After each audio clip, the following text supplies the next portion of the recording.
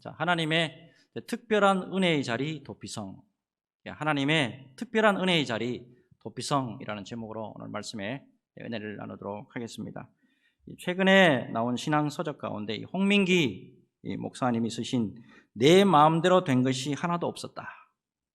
내 마음대로 된 것이 하나도 없었다라는 책이 있어요. 이 책의 이제 앞장을 보면 참 마음에 와닿는 글이 있는데 오늘은 이 글을 이제 소개하면서 오늘 말씀을 시작을 해보도록 하겠습니다. 자, 이 야곱은 별로다. 요셉이나 다윗, 바울이나 베드로보다 매력적이지 않다.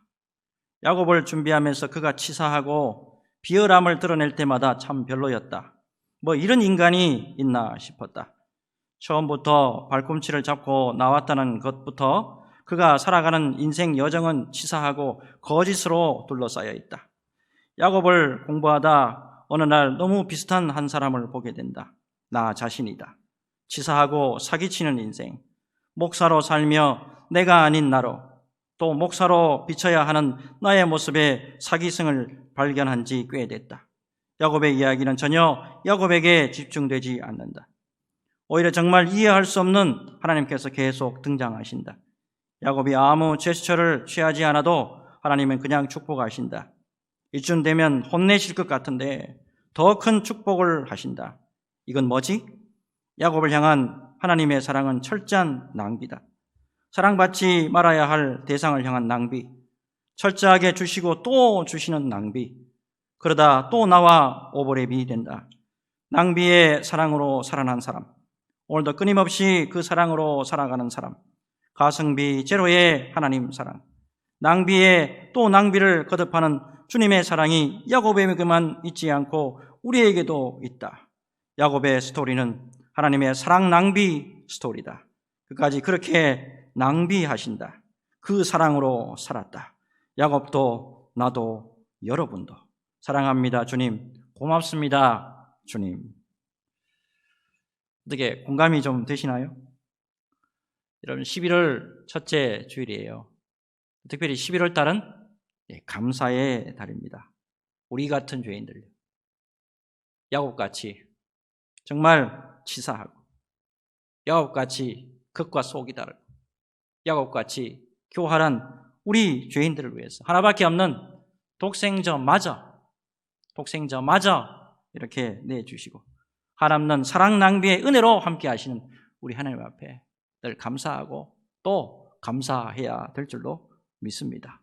여러분 특별히 오늘 말씀 속에서 그 주님의 풍성한 은혜를 발견하시고 그 은혜에 깊이 감사하면서 주님의 영광을 맛보는 귀한 시간 되시기를 주 예수님의 이름으로 축복합니다. 자, 이제 오늘 본문이 민수기죠. 자, 민수기는 애굽에서 나와서 40년 동안에 자, 이 약속의 땅, 이 접경에 이르기까지 이제 이스라엘의 여정을 다루고 있는 말씀이 민수기죠. 자, 민수기는 총 36장이에요. 36장으로 되어 있는데 특별히 34장부터 끝장 36장까지는 무슨 주제냐 하면 땅이 주제예요. 땅. 하나님의 약속에 대한 최종 목표가 바로 가나안 이 땅이잖아요. 그래서 앞에까지 어떤 말씀이 이어져 왔냐면 앞으로 정복해서 들어갈 이 가나안 땅의 경계가 어디냐, 그리고 그 땅을 어떻게 분배할 거냐, 그리고 그 땅을 분배할 책임자는 누구냐, 여기에 대해서 상세하게 기록이 되어 있습니다. 자, 무엇보다도 하나님이 잊지 아니하시는 게 있는데 이 땅을 분배받지 못한 사람들이 있잖아요. 레위인들이잖아요. 이 레위인들도 잊지 아니하고 그들이 할 수 있는 땅을 12지파들의 땅에서 내어주도록 이렇게 말씀하시고 있는 것을 볼 수가 있어요. 여러분 말씀을 이렇게 깊이 묵상을 해보면 이 하나님이 한 부분도 소홀함이 없도록 배려하고 또 배려해 주시는 그런 모습을 볼 수가 있어요. 이게 하나님의 진정한 사랑의 모습입니다. 이스라엘 백성들의 모든 부분을 온전히 사랑으로 행하신 그 놀라운 그 은혜의 모습이에요. 자, 무엇보다도 오늘 이제 본문 보시겠는데 하나님께서 이스라엘 백성들에게 행하신 은혜 모습 가운데 그 가운데서도 매우 특별한 말씀 속에 속한 말씀이에요. 자, 이 도피성에 관한 말씀이잖아요. 자, 우선 이제 9절에서 10절 말씀 한번 볼게요. 9절 10절 보니까 여호와께서 또 모세에게 말씀하여 이르시되 이스라엘 자손에게 말하여 그들에게 이르라 너희가 요단강을 건너 가나안 땅에 들어가거든. 너희가 요단강을 건너 이렇게 가나안 땅에 들어가거든. 이 40년간의 긴 여정 끝에 드디어 이제 가나안 땅으로 들어가게 됐어요. 여러분, 출애굽 모든 경로를 보면 은혜 아닌 것이 없었어요. 우리가 그동안에 살아왔던 모든 여러분 경과, 모든 과정들 보게 되면 은혜 아닌 게 없지요. 자, 특별히 여러분 430년 동안에 애굽에서 종로로 됐습니다. 일제 36년 동안만 해도 우리가 그렇게 치가 떨리고 지금도 해결을 못 해가지고 마음 아파하고 힘들어 하잖아요. 그런데 장장 430년 동안입니다. 그리고 애굽에 종로로 됐는데 애굽의 바로가 놔주겠어요? 쉽게 안 놔줍니다. 자, 이렇게 되니까 하나님이 직접 개입하시잖아요. 10가지 재앙을 통해서 애굽에서 완전히 벗어날 수 있도록 하나님께서 직접적으로 역사해 주시고 도와주시잖아요. 홍해길 만났습니다. 홍해길 만났어도 정말 바다를 육지처럼 건너가도록 아무 공로 없고 아무 힘이 없으니까 그렇겠죠. 하나님의 전적인 은혜로 홍해를 건너게 해 주셨단 말이에요. 광야 생활 가운데 양식이 또한 걱정하지 않도록 여러분 40년 동안에 변함없이 만나를요 새벽에 한 번도 빠짐없이 하나님이 내려주셨어요. 또한 마실 물이 없을 때는 어때요? 반석을 갈라서라도 바위를 갈라서라도 물이 솟아나도록 하나님께서 기적까지 베풀어 주시면서 당신의 백성들을 끝까지 책임지시고 은혜로 붙잡아 주셨어요. 자, 이제 무엇보다도 여러분 중요한 게 있어요. 가나안까지 왔어요. 그래. 예수 그리스도의 십자가의 품 안으로까지 왔어요. 자, 그렇다면 여러분 어떠한 삶을 사는 게 하나님 백성답게 사는 거냐? 이게 이제 중요한 거예요. 자, 사실 이제 오늘 이제 본문과 가장 관계가 깊은 구절이 오늘 본문은 안 읽었습니다만은 34절이에요. 34절 보니까 너희는 너희가 거주하는 땅, 곧 내가 거주하는 땅을 더럽히지 말라. 나 여호와는 이스라엘 자손 중에 있음이니라. 자, 이 가나안 땅은요 하나님이 이스라엘 백성들에게 주시겠다고 한 땅이면서 바로 그것에 하나님이 함께 계시기 때문에 바로 그곳에 하나님도 함께 계시기 때문에 그 땅을 절대로 더럽혀져서는 안 된다. 자, 이 도피성 제도라는 것이 바로 이 말씀에서 사실은 근거하고 있어요. 폭력에 의해서 사람이 피를 흘리고 죽음으로 그 땅이 더럽히지 않기를 하나님이 원하신다는 것을 알 수가 있어요. 자, 이것을 보면 하나님의 마음을 우리가 충분히 알 수가 있습니다. 여러분, 하나님이 지정하신 이 거룩한 곳은 거룩하도록 보존되어야 한다는 거예요. 여러분, 거룩이라는 것은 단순히 깨끗하고 성결한 차원이 아니다는 거 제가 여러 번 강조하고 또 말씀드렸죠. 거룩은 여러분 구별을 의미합니다. 구별됨. 하나님이 약속하신 곳, 하나님이 임재하신 곳, 이거는 거룩하게 구별되어 있어야 한다는 거예요. 오늘날 우리 교회의 거룩성을 우리가 바라볼 때 우리 하나님의 의도를 우리가 충분히 깨달아야 할 줄로 믿습니다. 여러분, 교회가요 원하시는 바대로 하나님이 원하시는 바대로 구별되고 하나님이 기뻐하신 대로의 사명을 감당했을 때 하나님의 은혜와 긍휼의 역사는 끝이 없어요. 그러나 여러분, 거룩한 것이 더 이상 거룩하지 않을 때, 하나님의 거룩한 것이 더 이상 거룩함을 잃어버렸을 때, 여러분 무엇보다도 교회에서 여러분 하나님의 임재가 아예 떠나버리는 그런 역사가 있다는 거, 이거 여러분 잊지 말아야 됩니다. 제가 우리 교회 부임하기 전에 서울의 모 교회에 설교 전담 목사로 이렇게 파송될 뻔한 적이 있어요. 그 교회에 큰 분란이 일어나가지고 이 담임 목사를 이게 청빙하지 못하고 따로 설교만 전담할 목사를 이 노회에서 파송해달라는 요청이 있었는데, 제가 이제 본의 아니게 섬기는 교회가 있는데도 불구하고 부목사 신분으로서 파송될 그런 상황이었어요. 자, 그런데 이런 결정을 한 노회에 또 그 교회가 또 마음이 또 바뀌어가지고 아무도 보내지 말라고.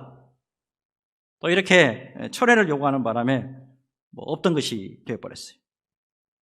결국에 그 교회가 어떻게 됐냐면 그 분란을 여러분 해결하지 못하고 완전히 무너져 내리더라고요.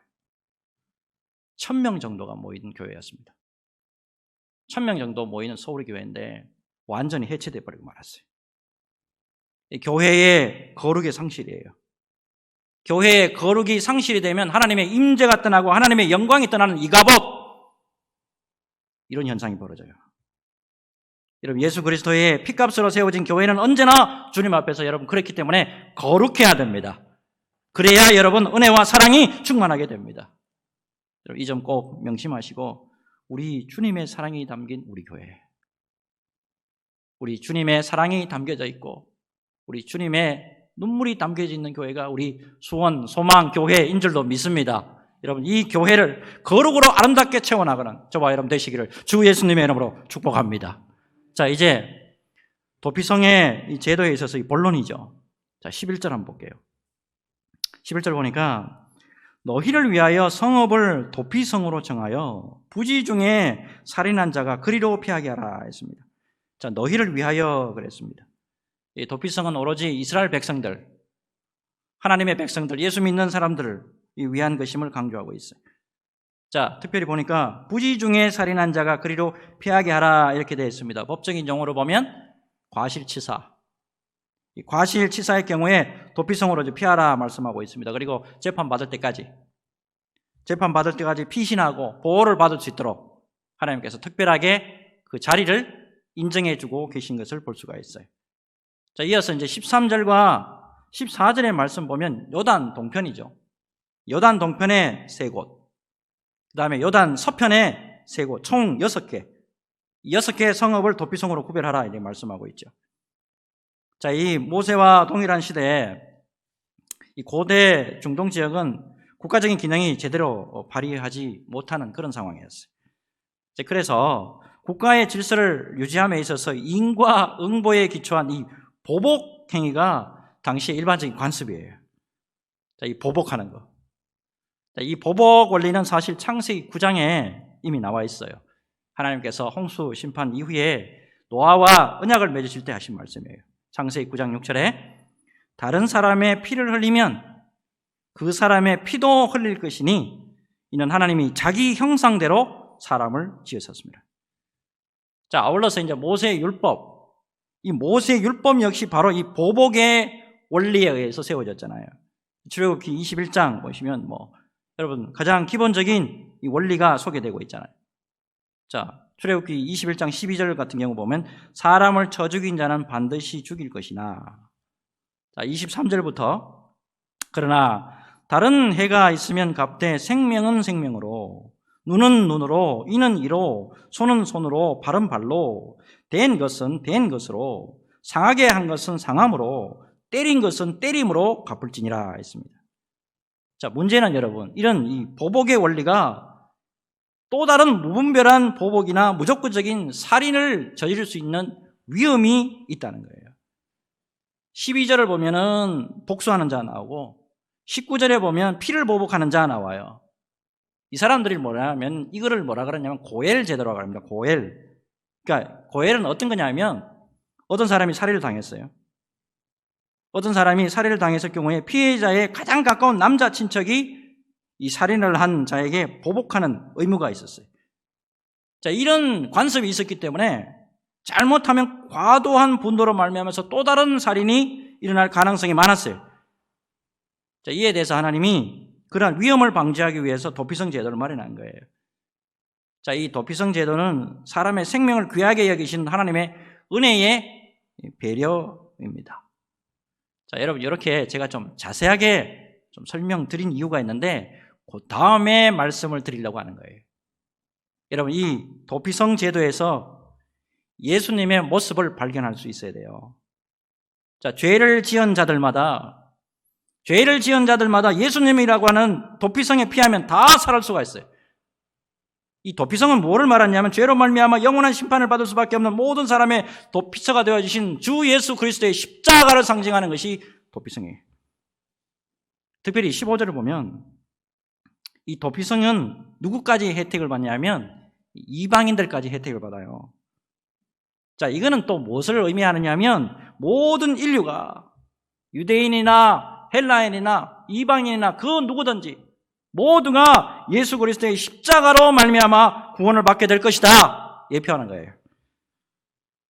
여러분, 무엇보다 어려움을 당하거나 또는 심지어 죄를 지어서도 피할 곳이 있는 사람은 참 복이 있는 사람이에요. 여러분, 사람 살다가 어려움이 없느냐? 어려움이 있잖아요. 그리고 또요, 죄 짓고 싶지 않아요. 실수하고 싶지 않아요. 그럼에도 불구하고 내가 잘못해가지고 큰 죄를 범할 수도 있단 말이에요. 이때 피할 곳이 있는 사람과 그렇지 않는 사람은 정말이지 극과 극의 차이가 있다는 거예요. 저의 집안이 경주 김가 집안이에요. 신라 경순환 삼남 김명종의 제가 후손이고요. 영분공파 18대 손이 저예요. 이래봬도 왕손입니다. 자, 근데 안타깝게도 대대로 예수 믿는 사람은 한 사람도 없었어요. 우리 어머니하고 저하고 이제 믿었는데 우리 어머니 기도로 목사가 되려고 결심하게 됐어요. 신학대학 가려고 이제 결정하고 이제 기도 중이었는데 갑자기 큰 병을 얻게 됐습니다. 의사 가라사대 잘못하면 아기도 못 낳을 수 있습니다. 집안에서 보통 걱정이 아니었어요. 제가 4대 독자였거든요. 4대 독자가 아들 애 못 낳는다 그래 봐요. 보통 걱정이 아니잖아요. 근데요, 육신은 아팠는데 놀랍게도 저는 영적으로 사실은 별로 힘 안 들었어요. 왜냐하면 제게는 피난처가 있었어요. 유일한 피난처가 있었어요. 다른 사람들은요, 그 피난처를 몰라요. 예수 안 믿는 사람들은 그 피난처가 뭔지 몰라요. 놀랍게도 저는 주님이 강하게 붙들어 주시는 그런 은혜를, 그런 느낌을 강하게 제가 확신하고 있었어요. 시편 91편 1절과 3절 여러분 잘 아시죠? 시존자의 은밀한 곳에 거주하며 전능자의 그늘 아래에 사는 자예요. 나는 여호와를 향하여 말하기를 그는 나의 피난처요 나의 요새요 내가 의뢰하는 하나님이라 하리니 이는 그가 너를 새 사냥꾼의 올무에서와 심한 전염병에서 건지실 것이미로다. 아멘. 여러분, 우리 주님을 피난처로 삼고 단순히 그냥 하나님 고쳐주십시오.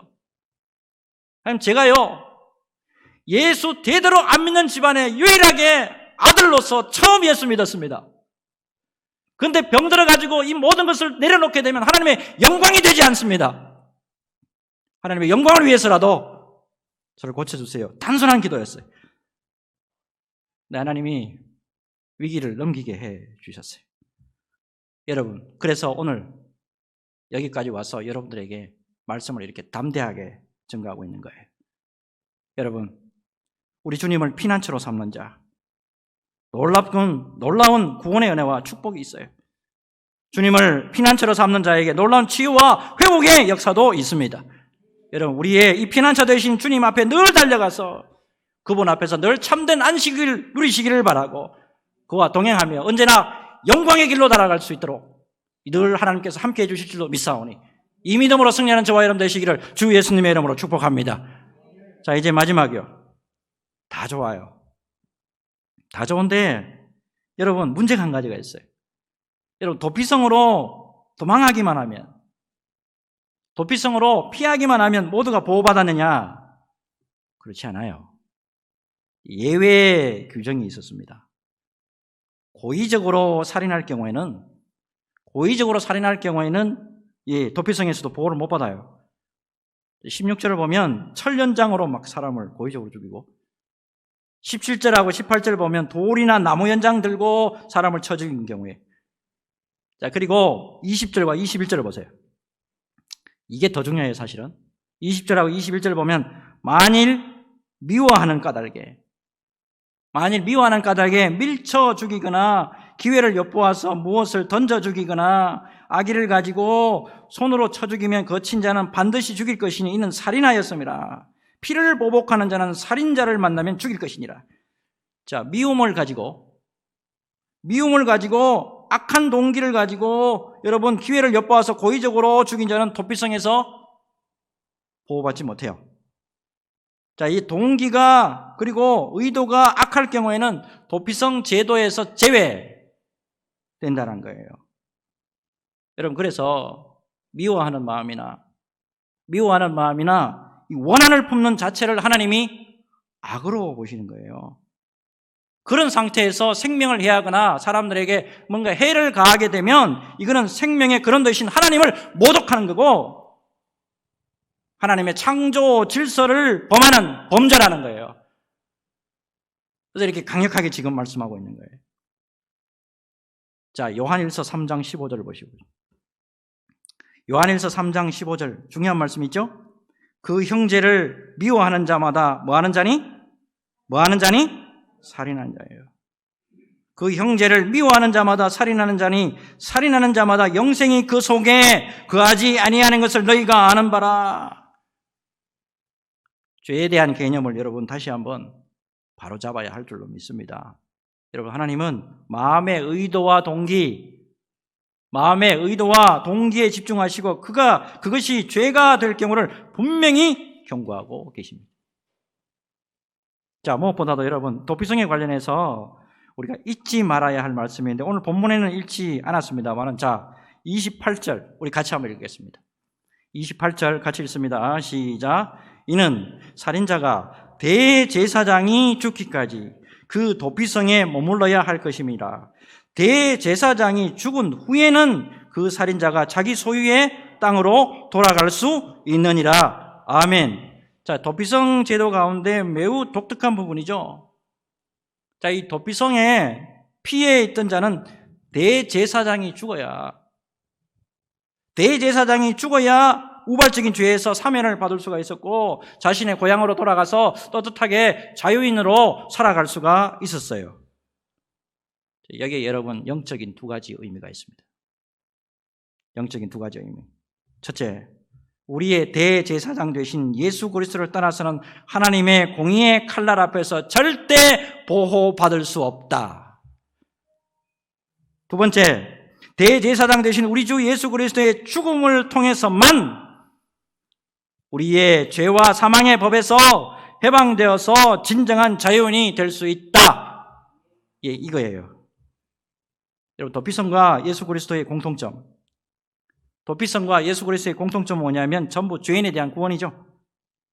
무엇보다도 여러분, 도피성이 부지 중에 살인한 사람을 위한 자리라고 한다면 이건 제한적인 거잖아요. 그러나 예수 그리스도는 만민을 위한 피난처라는 거예요. 이렇게 놀라운 피난처를 주신 우리 주님, 특별히 우리 하나님에게 늘 감사하고 또 감사하는 저와 여러분이 되어야 될 줄로 믿습니다. 여러분, 찬송가 70장 여러분 잘 아실 거예요. 찬송가 70장. 피난처 있으니 환난을 당한 자 이리 오라. 이 찬송이요. 이 찬송은 근데 영국 국가입니다.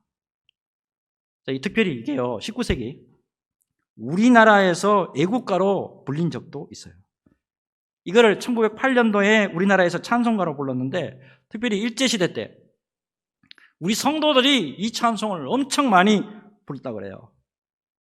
일제가 이 찬송을 못 부르게 하기 위해서 찬송가를 전부 다 막 걷어들여가지고 이 부분만 전부 다 막 그냥 먹칠을 막 했대요. 자, 찬송 가사 한번 봅시다. 피난처에 있으니 환난을 당한 자 이리 오라. 땅들이 변하고 물결이 일어나 산 위에 넘치되 두렵지 않네. 이방이 떠들고 나라들 모여서 진동하나 우리 주 목소리 한 번만 바라면 천하의 모든 것 망하겠네. 만유주 하나님, 우리를 도우시니 피난처요, 세상의 난리를 그치게 하시니 세상에 창금이 쓸데없네. 높으신 하나님, 우리를 구하니 할렐루야. 괴로움이 심하고 환난이 극하나 피난처 되시는 주 하나님. 아멘이십니까? 여러분, 코로나 바이러스로 인해서 우리가 너무 힘들어요. 그러나 여러분, 우리에게는 영원한 구원을 약속하신 피난처 되시는 주 하나님, 주 예수 그리스도가 우리와 함께 하시는 줄로 믿습니다. 여러분, 주 예수 그리스도의 품으로 들어오시기 바랍니다. 우리 주님 예수 그리스도의 임재가 있는 교회와 예배로 나아오시기를 바랍니다. 그래서 진정한 구원의 은혜와 풍성한 위로 속에서 예수님 앞에 영광을 돌려드리는 저와 여러분들이 되었으면 합니다. 이 은혜로 영원히 견고하게 서시기를 주 예수님의 이름으로 축복합니다. 축복합니다.